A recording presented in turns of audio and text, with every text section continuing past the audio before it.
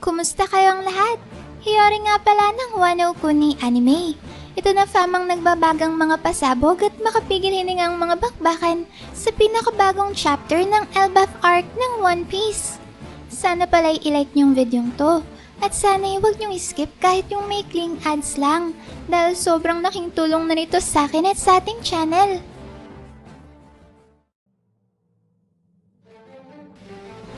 Ang chapter 1187 ay pinamagatang ring leader. At dito may kagad na pinagpatuloy ang huling eksena sa nakaraang chapter kung saan sa gitna nga ng mas tumitintipang laban sa pagitan ni na Prince Loki at Im-sama ay bigla-bigla na lang sumulpot si Luffy mula sa likuran ng Accursed Prince at nagpakawala ng isang napakalakas na suntok laban kay Imu. Halos mayupi nga famang mukha ni Im-sama dahil sa tindi ng lakas ng suntok ni Luffy. At kahit na nga si Prince Loki ay napanganga na lang dahil sa labis na pagkamangha sa nakakabilib na atake ni Luffy sa The Great One. Mula naman sa malayo ay kitang-kita ang shockwave ng impact na nagawa ng pagtama ng suntok ni Luffy sa mukha ni Im-sama na ngayon nga ay kasalukuyan pa rin lumilipad ang buong katawan sa gitna ng ere dahil sa pagsalo niya ng buong persa ng atake ni Straw Hat. Kasabay naman ng pagtalsik sa malayo ng katawan ni Im-sama ay ang paglitaw ng mga naglalakihang itim na kidlat mula sa Advanced Conqueror's Haki na ginamit ni Luffy. Habang tumatalsik pa rin naman nga sa kalagitnaan ng ere ang katawan ni Im-sama ay bigla na lang siyang nagpalabas ng dalawang maliit na bola ng itim na apoy gamit ang kanyang misteryosong teknik na Omen. Pagkatapos naman niyang magawa ni Im-sama ay doon na rin bumagsak ang kanyang katawan sa lupa na siya namang nagdulot ng isang malakas na pagsabog. Sa puntong to may makikita naman natin si Luffy na sinasabihan si Prince Loki na magpahinga raw muna siya dahil mukhang matindi na raw ang mga tinamo niyang pinsala dahil sa malalalim na mga sugat sa kanyang katawan. Tila naman labis na kinainis ng Accursed Prince ang sinabi niya ni Luffy. Kaya imbes nga na sundin ang payo nito, ay kinwestiyon niya pa si Luffy at sinabing sino raw ba siya sa tingin niya para utusan siya sa kung anong dapat niyang sunod na gawin. Sa kabila naman nga ng pagkainis na yan ni Prince Loki, nagpatuloy lang sa pagpupumilit si Luffy na sinasabing malinaw naman raw na matitindi na ang mga sugat sa katawan ng Accursed Prince kaya nararapat lang daw na magpahinga na muna siya. Pagkasabi niya ni Luffy, bigla namang nagsalita ang mga bola ng itim na apoy na pinalabas ni Im-sama at sinabing sila raw ang dahilan ng malalalim na mga sugat sa katawan ng Accursed Prince. Sa sumunod na eksena naman may makikita natin na nakabangon na pala si Im-sama mula sa kanyang pagkakabagsak nung pinalipad siya ng suntok ni Straw Hat kanina at ngayon nga'y kaharap na ulit niya sina Prince Loki at Luffy. Dito may tila ba na curious si Luffy sa itim na bola ng apoy na pinalabas ni Im-sama. Kaya naman dahil dyan ay pinagtatatanong ni Luffy si Prince Loki kung kumusta raw ba ang pakiramdam ng may itim na apoy ni Im-sama. Kung ito raw ba ay mainit katulad ng sa normal na apoy o kung nasasaktan man lang raw ba si Prince Loki kapag lumalapat ito sa kanyang katawan. Nasabi pa nga ni Luffy na mukhang nakakatakot raw palang kapangyarihan nitong si Im-sama. Ngayong nakikita na niya ang kakayahan nito sa malapitan. Sa dulo naman ng eksenang yan may makikita nating nag-uusap ang dalawang bola ng apoy na pinalabas ni Im-sama. Dito ay pinag-uusapan ng dalawa na inuutusan raw sila ngayon ni Im-sama na pumunta sa dibdib ng Accursed Prince. Sumagot naman ang isa sa itim na bolang apoy. At sinabing hindi raw ba yun din ang mismong bahagi ng katawan ni Prince Loki kung saan tinarak ni Im-sama ang itim na espada kanina? Pagkatapos namang mag-usap ng dalawa, ay kagad nilang pinuntahan ang dibdib ni Prince Loki at pinakalat ang itim na apoy. Sa sumunod na eksena naman may makikita natin ngayon si Im-sama na minamwestra ang hand sign na kanyang ginagawa sa tuwing naghahanda siya para sa isang malakas na atake gamit ang teknik niyang Omen. Pagkatapos niyang magawa ni Im-sama ay bigla na lang lumabas ang panibagong itim na alab ng apoy sa kanyang kamay habang patuloy pa rin ang pagkalat ng Black Flame sa dibdib ng Accursed Prince. Samantala namang nangyayari ang lahat ng yan may nanatiling tahimik na nag-oobserba si Luffy, na tila ba inaabangan at inaaral niya kung paano ba gumagana ang mga espesyal na kapangyarihan ni Im-sama. Hindi naman nga lumipas ang ilang segundo at pinakawalan na ni Im-sama ang kanyang bagong malakas na atake na tinawag niyang Demon Malice Blade Stigma. Sa teknik na ito ay nagmistulang isang target ang naunang itim na bola ng apoy na pinanggapang ni Im-sama sa dibdib ni Prince Loki. At mula naman sa kanyang kamay ay lumabas ang isang malahuming laser o self-guided na itim na enerhiya na automatic na tumama sa dibdib ng Accursed Prince. Base nga sa eksenang yan may mukhang napuruhan na naman ng matindi si Prince Loki dahil muli na namang tumagos sa sugatang bahagi ng kanyang katawan ang malakas na atake na pinakawalan ngayon ni Im-sama. Pagkatapos naman yan may lumipat na ang eksena sa grupo ng Straw Hats na ngayon ay sinusubukan na palang pakawalan mula sa dambuhalang bloke ng yelo ang katawan ni Princess Shuri o Ganko. Dito may sinubukan ni Nami na magpakawala ng malakas na daloy ng kuryente. Subalit wala man lang tong naging epekto sa higanteng bloke ng yelo. Kahit nga si Jinbei may mukhang pinagpapawisan na rin sa paggamit ng kanyang fishman karate.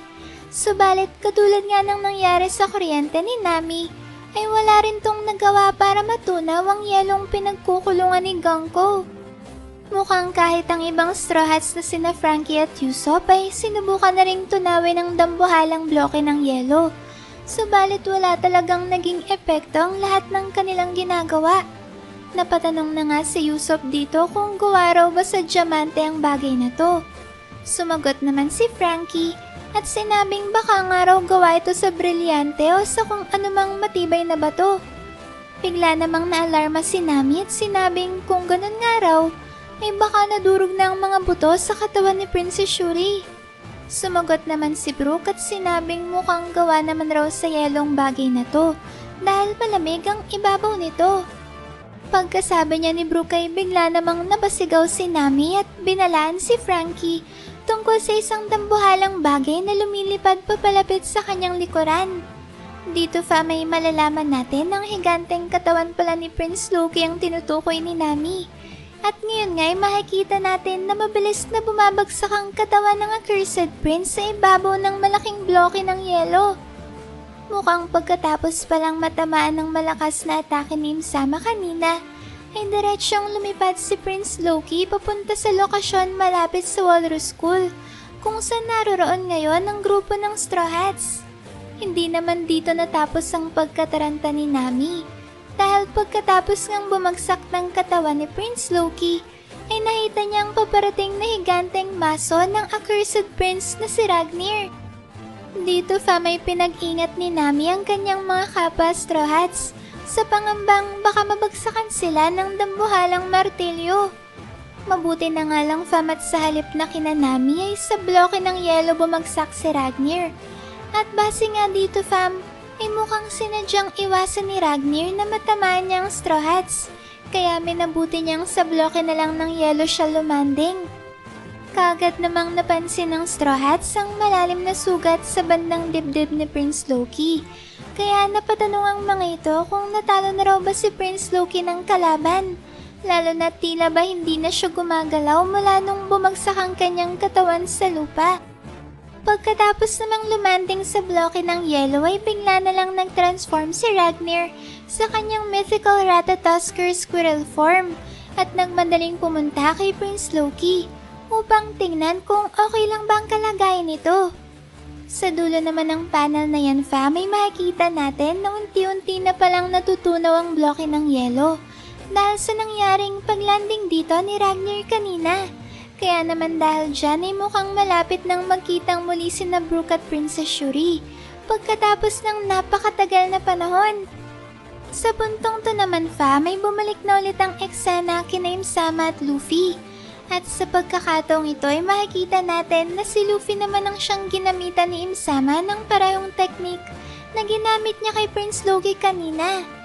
Mapapansin rin natin dito fam na imbes na mismong katawan ni Luffy, ay sa bahagi ng kanyang kasuotan tumamang itim na bola ng apoy ni Im-sama.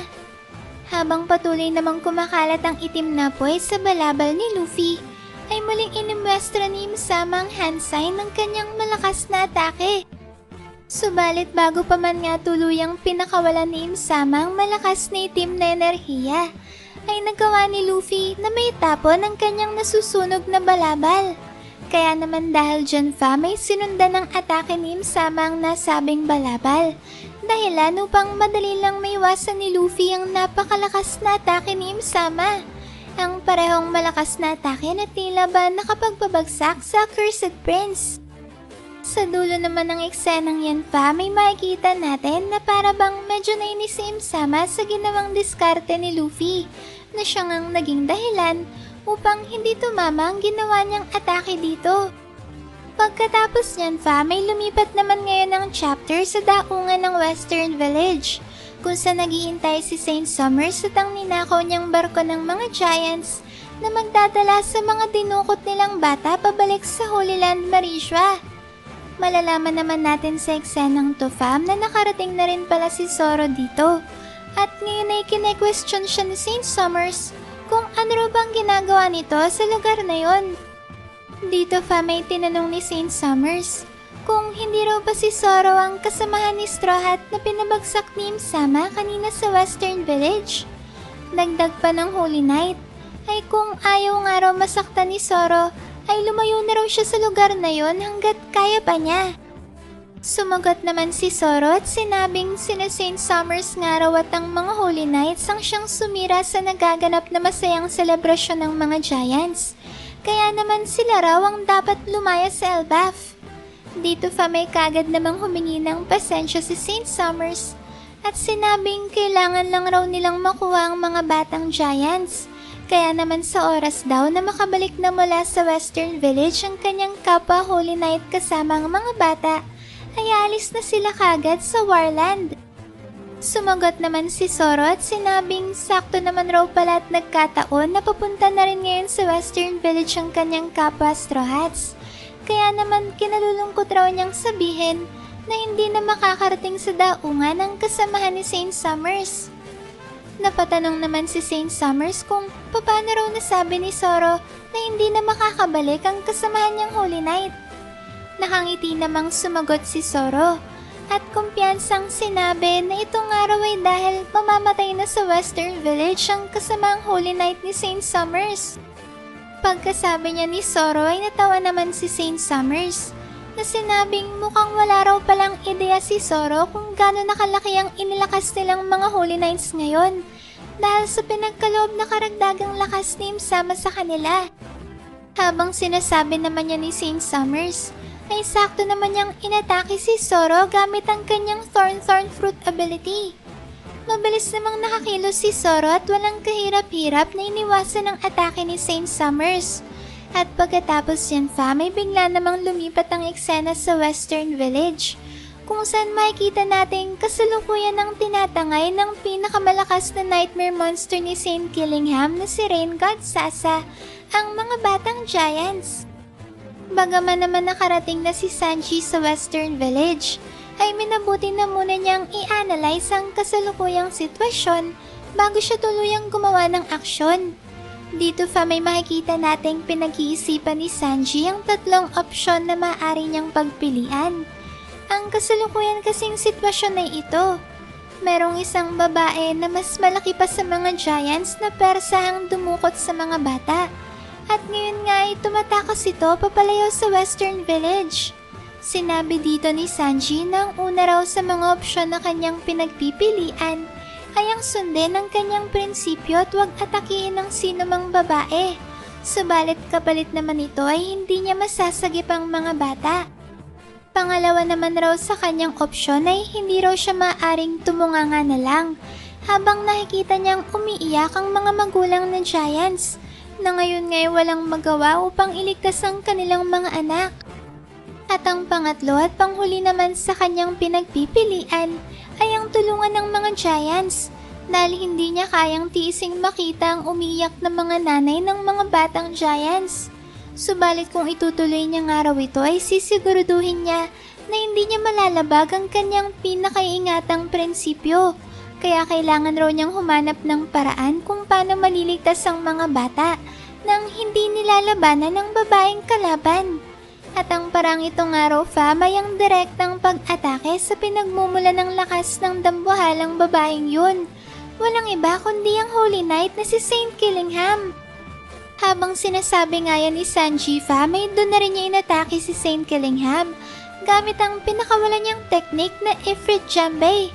Yun nga lang fam, ay madali lang nasalag ni Saint Killingham ang nag-aapoy na sipa ni Sanji. At pagkatapos nito ay bumalik na ulit siya sa kanyang ruta, patungo sa daungan kung saan naghihintay si Saint Summers. Sinabi dito ni Sanji na wala raw magagawang pagtakbo ni Saint Killingham dahil tatapusin na raw niya ito ngayon. Tinawanan naman ni Saint Killingham ang naging pahayag na yan ni Blackleg. At dito ay sinabing mukhang naihibang na raw ata si Sanji dahil hindi raw nito alam ang kahulugan ng pagiging isang immortal. At kahit ano pa ang kanyang gawing pag-atake, ay hindi pa rin siya nito mapapatay. At yan nga raw ang dahilan kung bakit hindi kailanman matatalo ni Sanji si Saint Killingham. Sinabi ng Holy Knight na gayon pa man nga ay tama naman raw ang naging konklusyon ni Sanji na mawawala nga talaga si Rain God Sasa sa oras na magtagumpay itong tapusin siya. Pagkasabi naman niya ni Saint Killingham ay dito na niya hinamon si Sanji. At sinabing kung kaya raw ni Blackleg ay subukan nga raw nitong labanan silang dalawa ni Rain God Sasa. Sinagot naman ni Sanji ang hamon na yan ni Saint Killingham at sinabing alam niya raw ang kahinaan ng mga Holy Knights. Tila kinatuwa naman ni Saint Killingham ang naging revelasyon ni Sanji at sinabing ang ibig sabihin raw ba nito ay meron siyang kakayahan na makagamit ng Conqueror's Haki. E di kung gano'n naman raw pala ay ano pang hinihintay niya at bakit hindi pa raw siya nito tinatapos? Base naman fam sa pagkakasabi ni Saint Killingham ay tila ba sinasadya niyang hamunin si Sanji dahil sa pagkakaalam niya ay wala itong kakayahang makagamit ng King's Haki sa kanyang mga atake. Yan fam ay dahil kung marunong ang gumamit ng Conqueror's Haki si Sanji ay matagal na sana niya itong ginamit nung unang beses pa lang niyang inatake si Saint Killingham. Kaya naman talagang kumpiyansa ang Holy Knight na hamunin at kutsayin si Blackleg. Dahil nga tiwala siya na hindi ito nagtataglay ng Conqueror's Haki. Kasabay naman fam ng naging huling pahayag ni Saint Killingham ay makikita natin na bigla na lang niyang inatake si Sanji. Sa puntong to na fam biglang nagbalik kay Sanji ang alaala nung kinausap sila ni Gaban tungkol sa paggamit ng Conqueror's Haki. Ito nga yung punto na sinermonan ni Gaban si Zoro dahil wala man lang tong kamalay-malay na meron pala siyang kakayahan na makagamit ng pambihirang abilidad na yon. Pagkatapos namang humingi ng tawad ni Zoro ay dali-daling tinanong ni Sanji si Gaban kung wala raw ba talaga siyang tsansa na matutunan ng paggamit ng King's Haki. Sumagot naman si Gaban at sinabing meron daw sanang katangian si Sanji na katulad sa isang King's Haki user. Ang problema lang ay tila ba merong mabigat na daladalang pasanin si Sanji na nakakahadlang sa kanyang potensyal. Sinabi dito ni Gaban na magigising lang raw ang kanyang totoong kakayahan sa oras na mapalaya na niya ang kanyang sarili sa mabigat na pasaning ito at mangyayari lang raw yun sa oras na tanggapin na ni Sanji ang kanyang pagiging isang hari. Pahabol pa ni Gaban dito fam ay kung gusto raw talaga ni Sanji na tulungang makamit ni Luffy ang kanyang pangarap na maging isang Pirate King ay kailangan niya rin daw maging isang hari katulad ni Luffy. Pagkatapos naman yan fam ay dito na bumalik ang chapter sa paghaharap ni na Luffy at Im-sama kung saan makikita na nga natin si Luffy na gamit-gamit ang kanyang Gear 5 form. Hindi naman tulad ng mga dating masayang ekspresyon ni Luffy sa tuwing ginagamit niya ang Nika form na ito ay kapansin-pansin na tila ba seryoso ngayon ang kanyang muka. Pagkatapos naman fam na makita ni Im-sama ang Gear 5 transformation ni Luffy, ay kagad niyang nasabi na sa wakas raw ay nagpakita na ulit sa kanya si Joy Boy. Sa eksenang to fam ay makikita natin si Luffy na nakatayo sa mismong harapan ni Im-sama. At sa dulo naman ng chapter ay may sasaksihan na natin ang galit na reaksyon ni Luffy dahil sa naging pahayag ni Im-sama. Dito fam ay galit na sinabi ni Luffy na wag raw siyang tawagin ni Im-sama sa kung ano-anong pangalan na hindi naman niya kilala. Pagkasabi nito ay saka naman siya nagpakilala bilang si Luffy, ang siyang susunod na magiging hari ng mga pirata. Grabe fam, mukhang ito na talaga ang simula ng makasaysayang salpukan sa pagitan ng kumakatawan kay Joy Boy sa panahong to na si Luffy at pinakamalakas na individual sa mundo na si Im-sama. Ano sa tingin niyo fam? Magagawa kaya ni Luffy na matapatan ng tila ba hindi nauubos na lakas ni Im-sama? O katulad ba dati ay mauubusan muna ng lakas si Luffy na magre-resulta sa pansamantalang pagkawala ng kanyang Gear 5 form? Ano kayang mga bagong nakakagulat na revelasyon ang isisiwalat sa atin ni Im-sama tungkol sa naganap na malawakang digmaan sa Void Century? Dito na kaya natin malalaman kung ano talagang pinagugatan ng hindi pagkakaunawaan ni na Joy Boy at Im-sama? Kayo na lang ang bahalang mag-comment dyan sa baba fam kung ano pang masasabi nyo tungkol sa napakabangis na chapter na to Maraming salamat fam sa solid at walang sawa niyong pagsuporta sa akin at sa ating channel. Sana'y palagi kayong ligtas at nasa mabuting kalagayan. Mag-ingat kayo palagi. See you on our next video and stay good fam!